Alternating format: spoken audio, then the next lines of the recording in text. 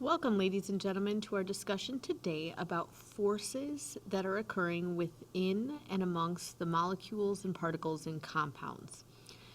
When we take a look at matter, we said that there are a lot of things going on based on the interactions of the particles and forces of attraction between positive and negatively charged things. So far, we've been spending a lot of our time talking about bonds, the interactions that are happening within a compound or molecule specifically. So we said within a metallic bond, we had that sea of electrons and we were forming that crystal lattice structure, which is similar to the interaction that we see in ionic bonds as well, that you had formula units representing the lowest whole number ratio, but that it was not individual units together, but that crystal structure. Then our covalent bonds would create these molecules with these really strong attractions due to the sharing of electrons. So our ionic compounds do have strong force of attractions between the positive and negative particles. And our covalent bonds, because they are sharing electrons, sometimes you have sharing equally, where all of the sharing of electrons distributes them throughout the molecule, or unequally, where one of the atom types may pull stronger on the electrons because of the forces of attraction.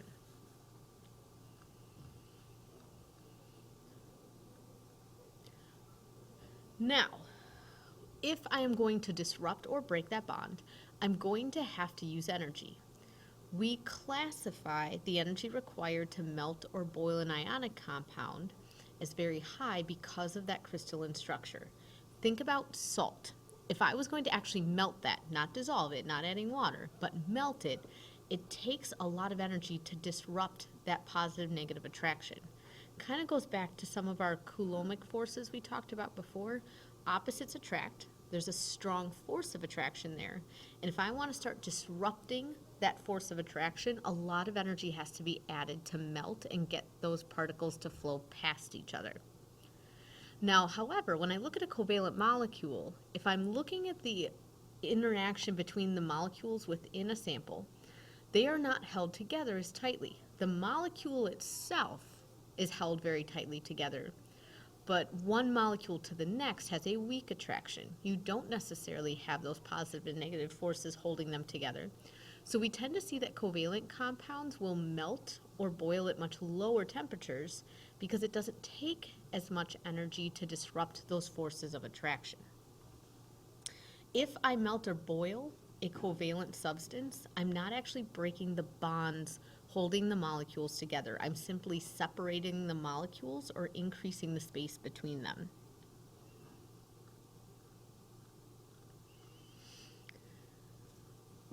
So what we're really starting to get into is a discussion of forces between the molecules. The covalent bond is very strong. We said the whole reason that we have that bond occurring is that I'm sharing electrons to be stable. Here, within this hydrochloric acid molecule, the H and the Cl are sharing a pair of electrons. However, there's an interaction between neighboring molecules of the acid. It's a much weaker attraction, but one of the things that we said is that other molecules can interact with each other, and they still are going to be attracted. Now, in this case, HCl is a fairly polar molecule, so that Cl side acts a little bit like it's negative, and the hydrogen side acts a little bit like it's positive because of that uneven sharing of electrons. Because of those partial charges, there is going to be a small attraction between those molecules.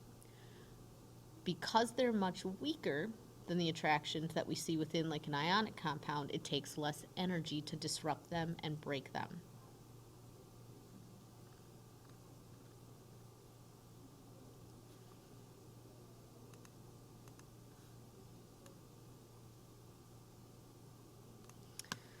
Now, we call these forces between molecules intermolecular forces, or IMFs. So inter meaning between, like an interstate highway would take you between states.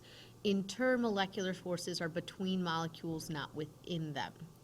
Hydrogen bonding is a name we give to the strongest intermolecular force. This should maybe be something familiar to you from biology class when you talked about properties of water. This is the type of bonding that water molecules can exhibit. We have a hydrogen covalently bonded to oxygen in the case of water, And because oxygen, nitrogen, and fluorine are really electronegative and really have strong forces of attractions for electrons, they really share unevenly. They pull really hard. So the hydrogen side really gets that overarching positive characteristic because the electrons really get pulled to the oxygen. So it's about as close as you can get to a positive-negative interaction because of where the electrons are distributed in that molecule. So when you look up at the top at these diagrams, that partial positive is on the hydrogen side, and it's a strong attraction to the partial negative on the oxygen side.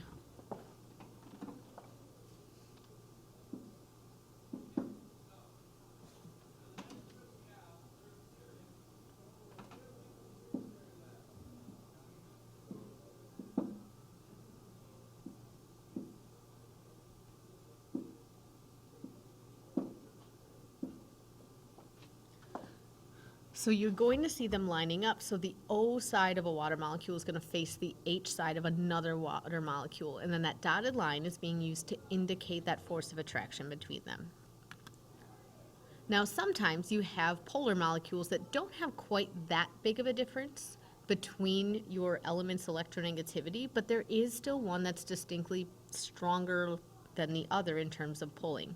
You're still going to get that opposite side interaction where you have a negative side and a positive side, but because it's not as distinct, the force is a little bit weaker. So a dipole, di meaning two, poles, think like poles of the earth, two sides.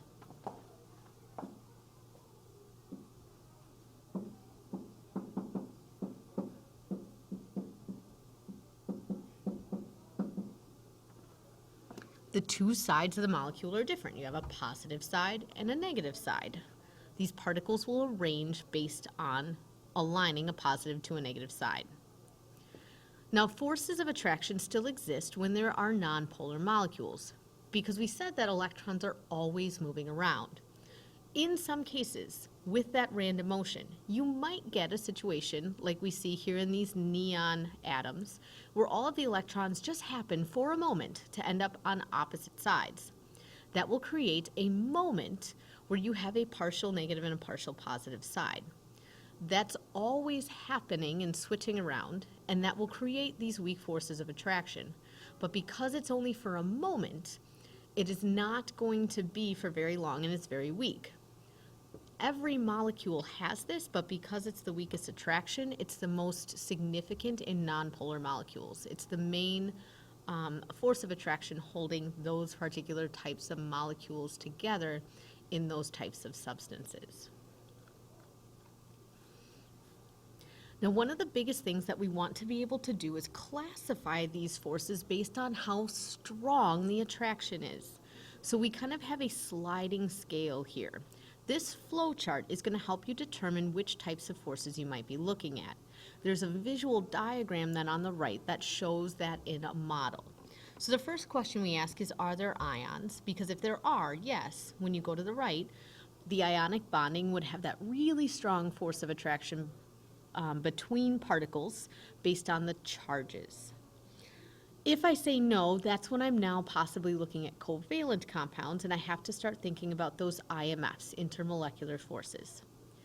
If you have a polar molecule, you could be looking at dipole-dipole or hydrogen bonding. If it's nonpolar, we know that the strongest force acting on those particles is the London dispersion forces. If you have a polar molecule that does have hydrogen bonded to nitrogen, oxygen, or fluorine, then you have that hydrogen bonding, which is a very strong intermolecular force compared to the other ones, because you have that almost nearly positive and negative ends. Dipole-dipole is when you have polar molecules, but you do not have as much of that difference in electronegativity. So while they have opposite ends, two ends, dipole, the force of attraction between them is not quite as strong. So here in our diagram, those ion forces, very strong. Hydrogen bonding on the stronger end of dipole-dipole is technically considered a special kind of dipole-dipole. Then you have your more general dipole forces, and then lastly, your weakest forces are the London forces. What we can then do, knowing what types of forces are acting within a particles, between the molecules of a substance, we can make predictions about things that are properties of the substance. The stronger the intermolecular forces, the higher the melting or boiling point, because it's going to take more energy to disrupt those forces. So when we take a look, you'd always have to go back to the Lewis dot structure. We see that water is a polar molecule, and if you draw out carbon dioxide, it is not. Polar would be involving dipole-dipole. Water, we said specifically, involves hydrogen bonding. CO2 is nonpolar, which means it only involves those weak London dispersion forces. So it would take more energy to melt water, which makes sense. Water is a liquid at room temperature, where CO2 is a gas. Viscosity. This is one we can think of when we talk about syrup or oil. Viscosity is a resistance to flow. The higher viscosity, think of it as thick. So the thickness comes from that attraction to each other, that they don't want to move away. They're being held tightly together. The stronger those forces of attraction, the more it will interact and try to stick together. Low viscosity would happen when you have fairly nonpolar molecules or weak forces, and those particles can slide past each other and break those forces pretty easily. NH3, if you look at the bottom, has a lone pair of electrons. It is polar. If we look at CH4, it would replace that lone pair of electrons on the central atom with simply a bond to the hydrogen. That's a nonpolar. Since it has weaker forces, it would have lower viscosity and have less resistance to flow. Think of it as being like really thin. Now, surface tension, we see pictured, it's referencing what happens with an attraction of molecules at the surface of a liquid. The stronger the force of attraction between them, the more it's going to resist pushing through or breaking those forces. The greater surface tension comes with the more polar molecules. When we look at HF, that is a fairly polar molecule. C2H4 would be nonpolar. HF has stronger forces of attraction, so it would have greater surface tension. Lastly, size is affected by the strength of the intermolecular forces is affected by the size of the molecules. The bigger the molecules, the greater the strength of the intermolecular forces. Remember, with that big nucleus, I can pull tighter on the electrons. Now, if I looked at a sample of only neon or only xenon atoms interacting together, they only have those London dispersion forces, that temporary offsetting of the electrons. But because xenon is bigger, the forces of attraction would be stronger. Think of it almost as like more mass interacting, and that larger atom is going to pull harder. Okay. Next class, what we're going to do is start kind of working through examples like these questions, determining the polarity and the properties of the intermolecular forces and how it affects the way that the molecules behave under certain conditions.